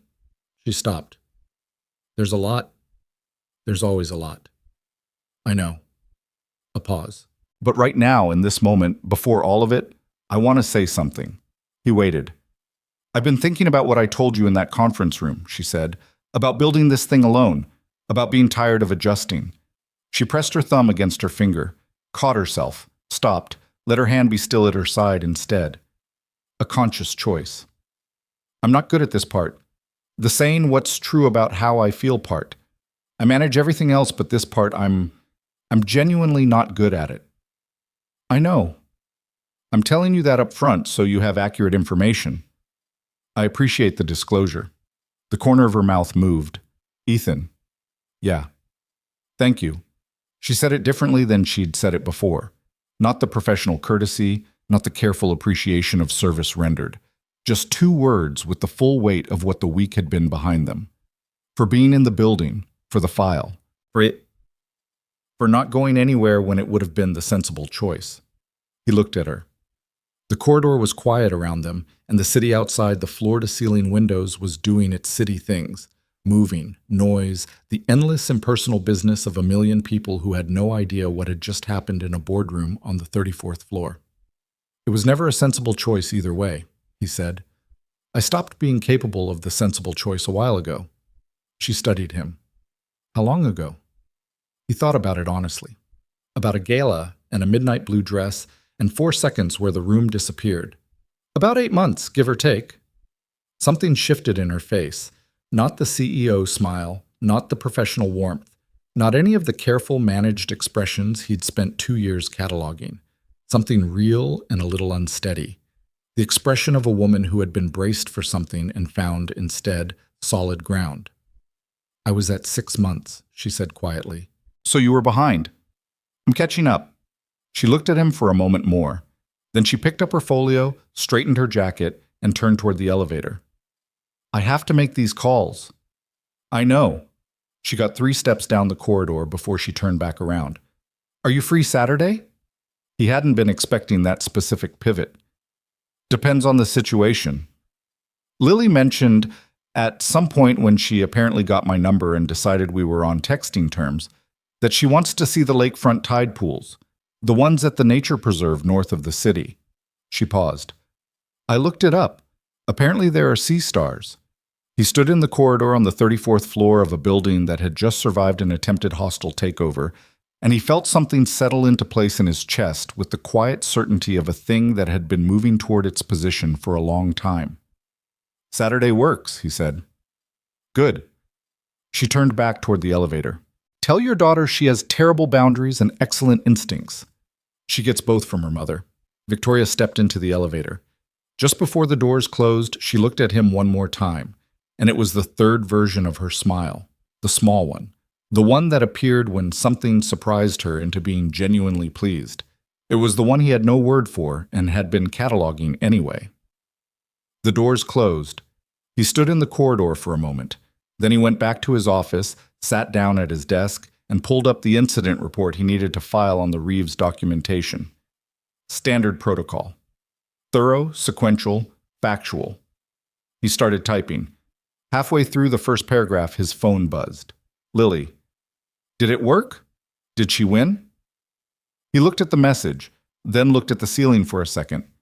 Ethan. Yes, she won. Lily. I knew it. C stars. Ethan. Go back to class. Lily. I'm at class. Mrs. Okafor lets me have my phone for the timer. We're doing circuits again. Ethan. Pay attention to the circuits.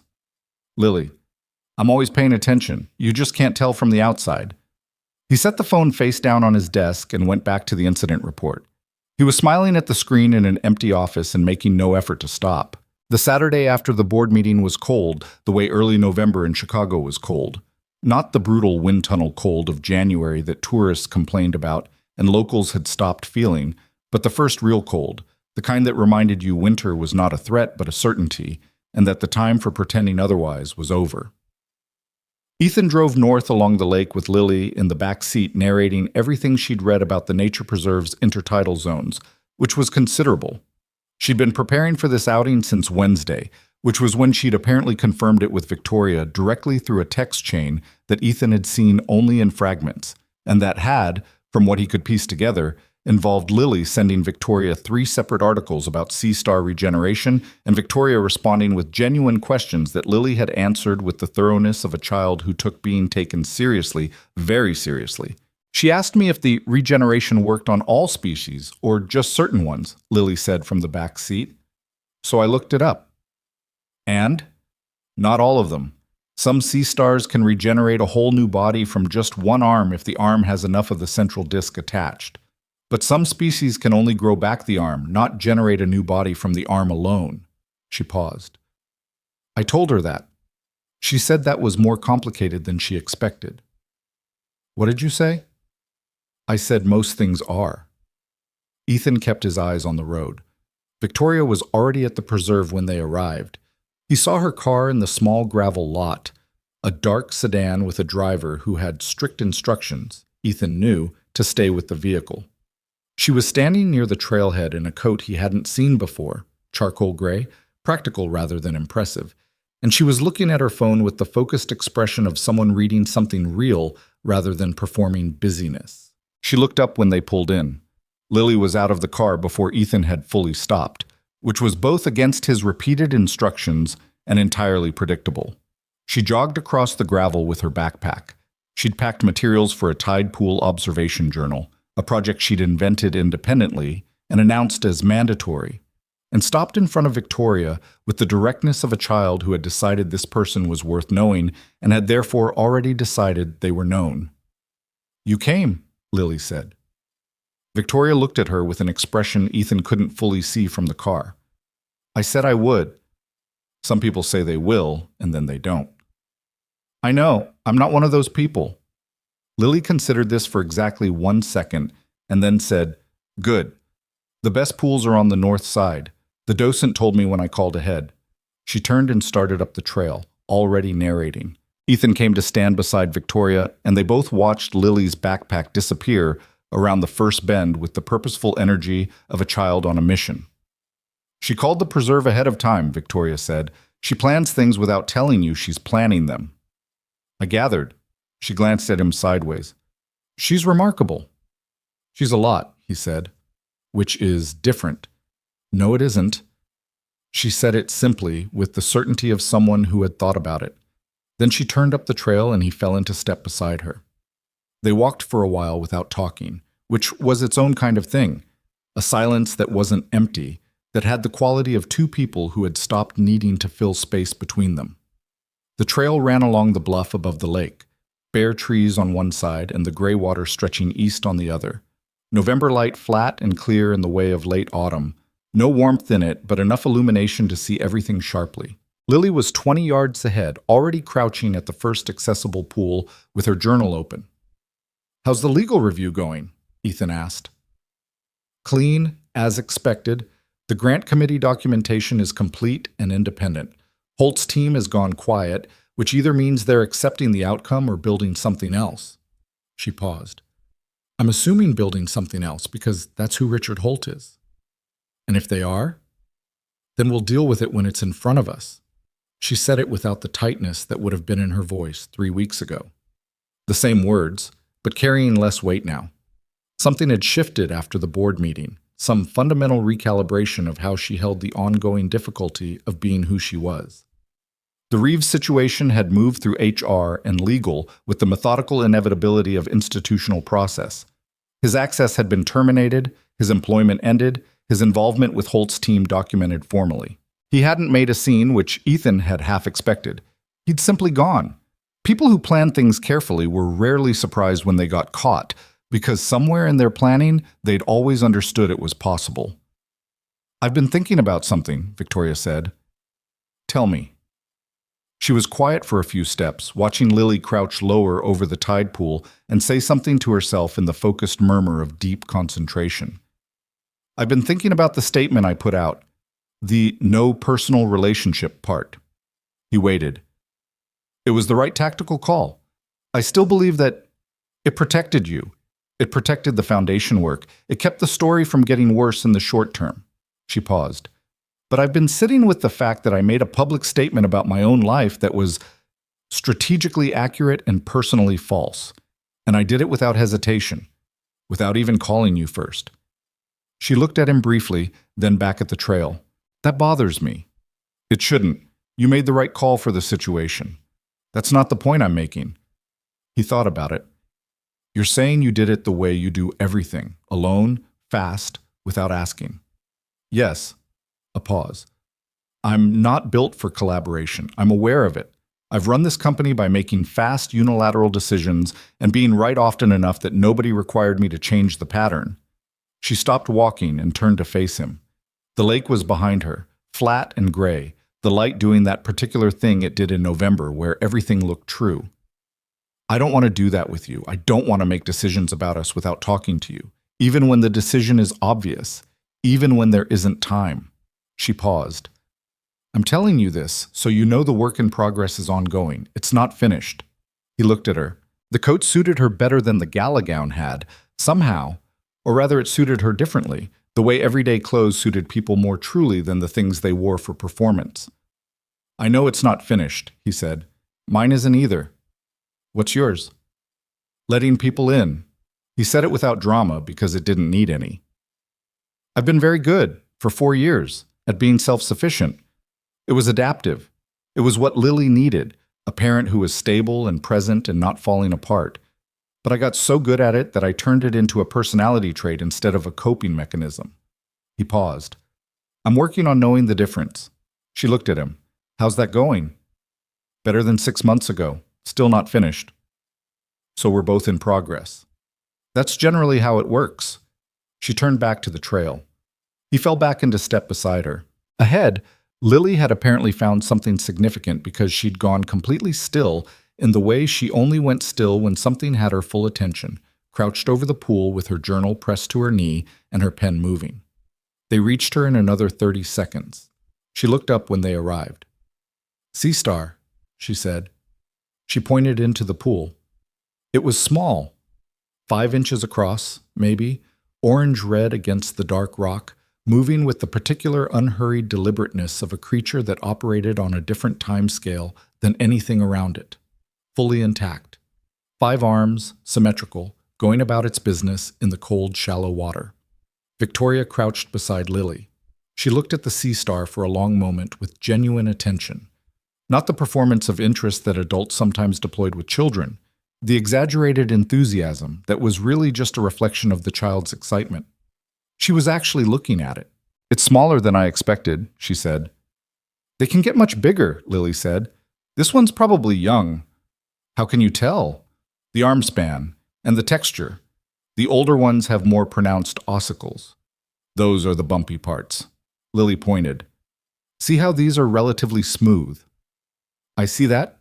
Victoria tilted her head. "You said some of them can grow a whole new body from one arm. If it has enough of the central disc. The central disc is where the vital organs are. If you have that, you can rebuild everything else." Lily wrote something in her journal. "Without the central disc, you can only repair what's already there." Victoria was quiet for a moment. Then she said very evenly, "That's a useful thing to know." Lily looked up and gave her the look, the patient, clear-eyed appraisal that she'd inherited from Claire, the one that didn't ask for more than what was true. "I thought you'd think so," she said.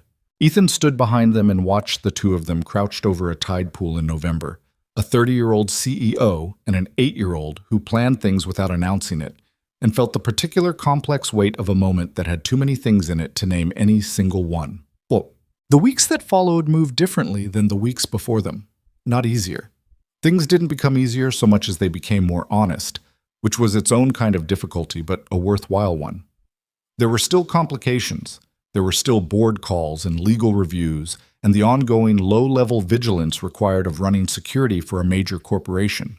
There was still Holt, quiet but not gone, watching from the distance that men like him maintained when a frontal approach had failed. There was still Ethan navigating the particular professional complexity of being in a relationship with the CEO, whose security he managed, a conversation he had with HR in a direct documented meeting that he'd initiated himself because his job was to reduce risk. And this was a risk that needed a clear procedural record. The HR meeting had been uncomfortable in the specific way that honest conversations about personal lives in professional settings were always uncomfortable, not hostile, just awkward, the bureaucratic machinery of an institution trying to accommodate something human-shaped. He and Victoria had both been present. She had handled it with the directness she brought to everything. He had handled it with the factual clarity he brought to everything. The outcome was a formal disclosure, a revised reporting structure that put his direct HR line through the board's independent committee rather than through Victoria's office, and a documentation trail that made the situation transparent in every direction. It wasn't romantic. It was also necessary. And they were both people who understood that necessary things had to be done without waiting to feel good about them. "That was about as pleasant as a root canal," Victoria said after, in the elevator going down. "It went fine." "It was fine." Fine and pleasant are different things. She looked at him sideways. "You were very composed." "It's my job to be composed." "It's also slightly inhuman in certain contexts." "You want me to have been more visibly uncomfortable?" "I want—" She stopped. "No. I don't know what I want from that meeting. I just want it to be over." "It's over," she exhaled. "Good." He reached over and pressed the lobby button a second time, which didn't do anything but was the kind of action people performed when they needed to feel like they were moving towards something. She noticed him do it and didn't comment, which was its own form of grace. Sandra met Victoria for the first time on a Tuesday evening in November, when Ethan had a delayed flight back from a site security assessment in Detroit, and Sandra had Lily and Victoria had stopped by the apartment to drop off a file that could have been emailed, but that she had, apparently, decided to deliver in person. Lily let her in. This was the version of events Ethan received from 3 different sources with 3 different emphases.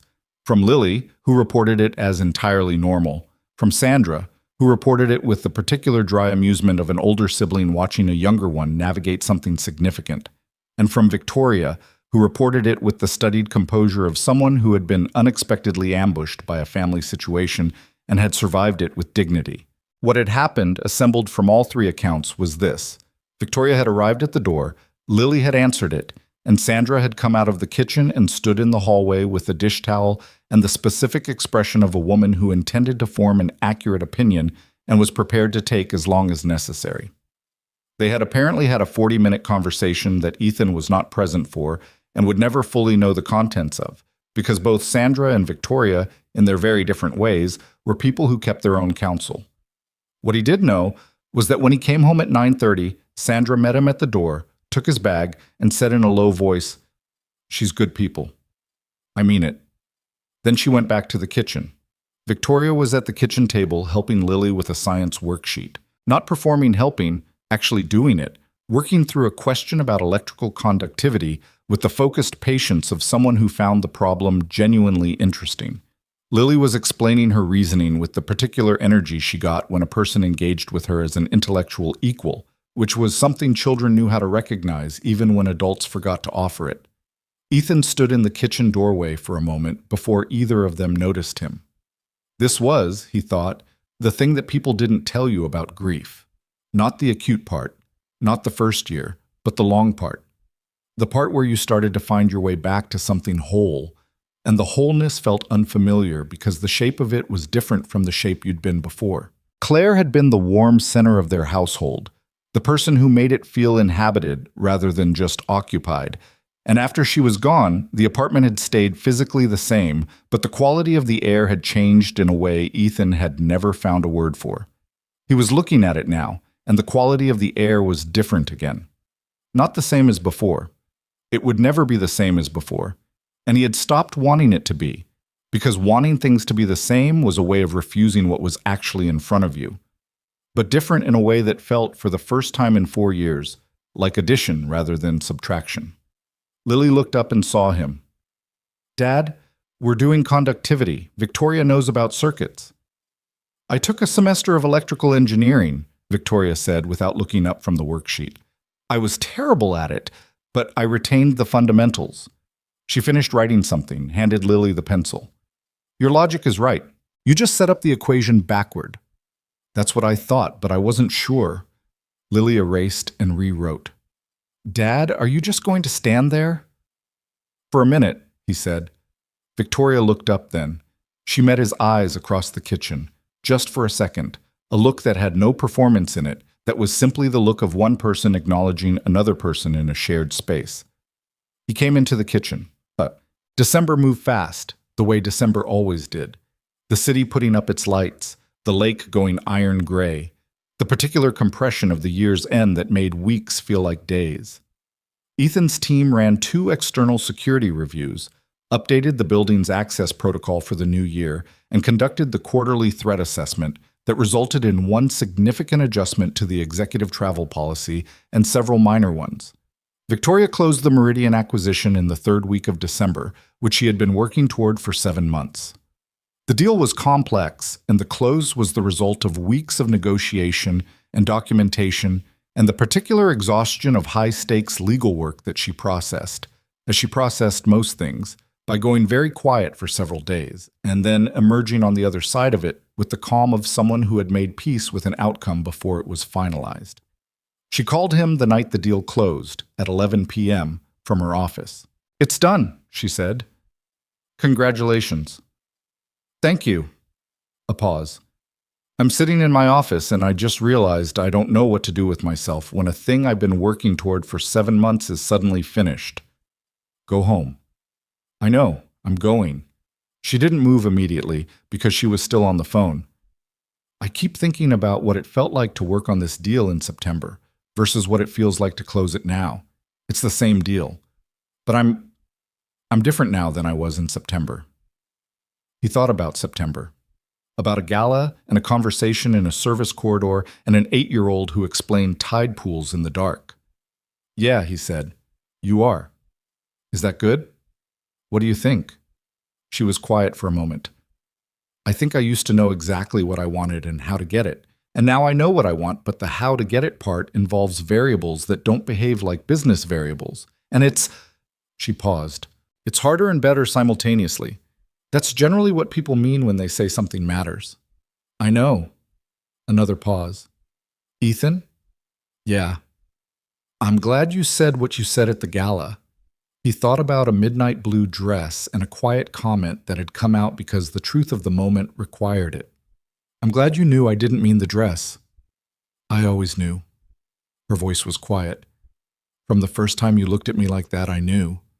I just didn't know what to do with it." And now? Now I'm going home, she said. And tomorrow I want to do something normal. Nothing work-related. Something normal. Like what? I don't know, something Lily would approve of. He thought for a second. She's been talking about the Museum of Science and Industry for 3 weeks. Something about the submarine exhibit. A submarine. She has a theory about pressure differentials and structural engineering that she wants to test against the actual model. A pause. Then, tell her Saturday. She'll be up for the next 4 hours planning it. Then tell her in the morning. He smiled at the wall of his apartment. Get some sleep. You too. A beat. Good night, Ethan. Good night. The second gala came in late January, Russ. The company's annual investor appreciation event, a different venue than the charity gala. But the same essential geography. 300 people in expensive clothes performing connection while wanting things from each other. Ethan had been running security for these events for 2 years. He knew the choreography. He knew where to stand, how to move, what the evening's specific threats and annoyances were likely to be. It was familiar in the way that his job was generally familiar, demanding and variable but operating within a known architecture. What was different this January was everything else. He was standing near the east entrance when the car arrived. He was not thinking about what she was wearing. He was reviewing the evening's access list and thinking about a catering credentialing issue that had come up at 3 p.m. and been resolved by 4, but that he wanted to confirm directly with his team. He was absolutely not thinking about what she was wearing. The car door opened. Silver.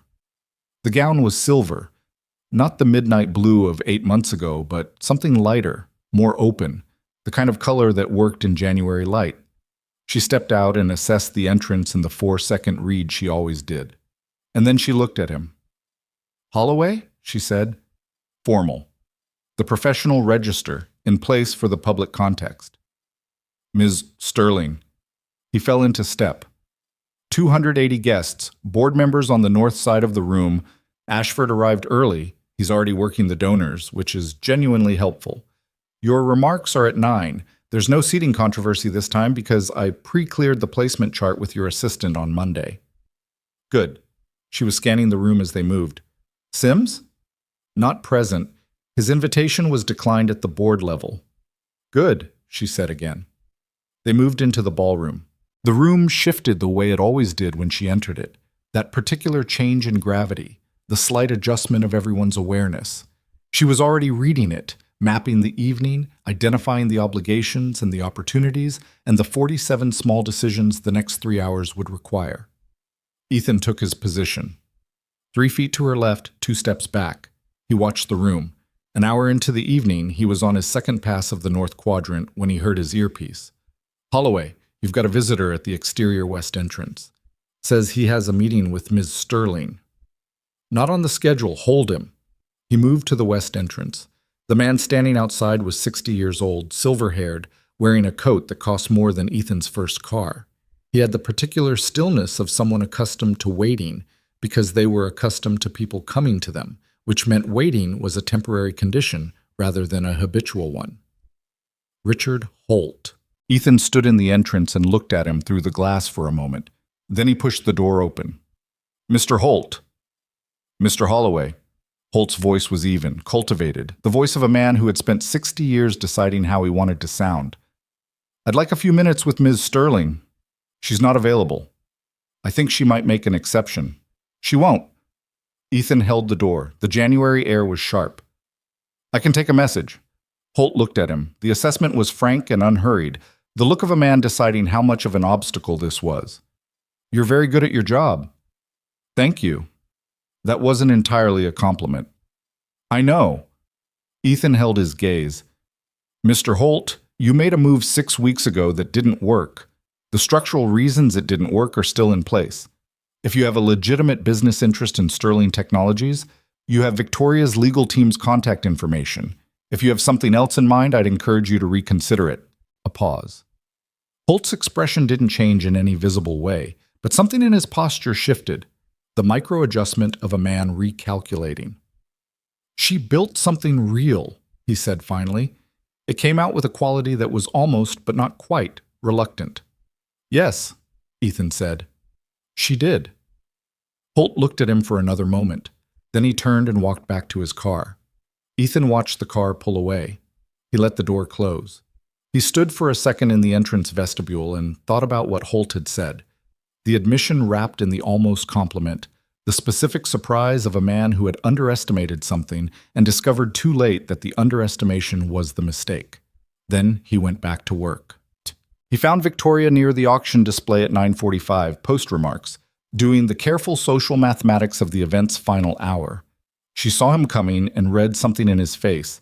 She was very good at reading his face now, which was both something he'd had to consciously adjust to and something he didn't want to change. "What happened?"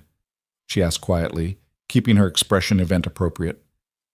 "Holt at the west entrance wanted a meeting. I declined on your behalf." Her expression didn't shift. "And?"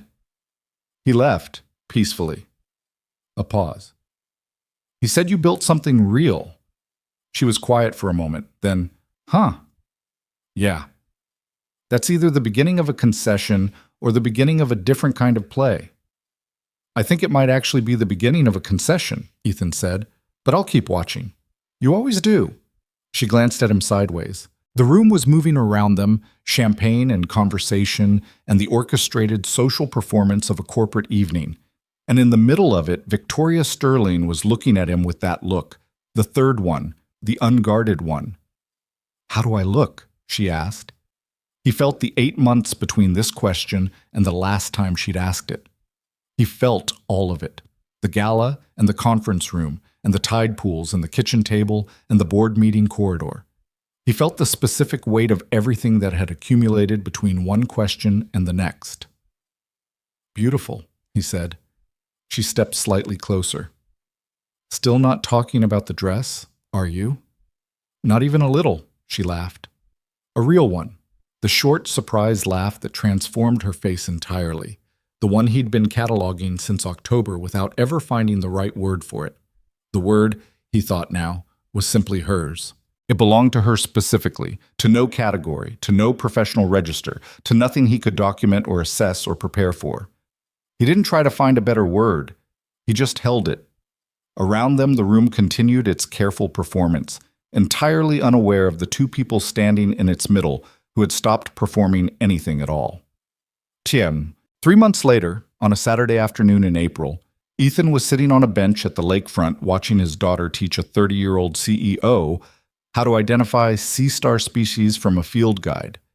And he was thinking about the thing nobody tells you about the life you didn't plan.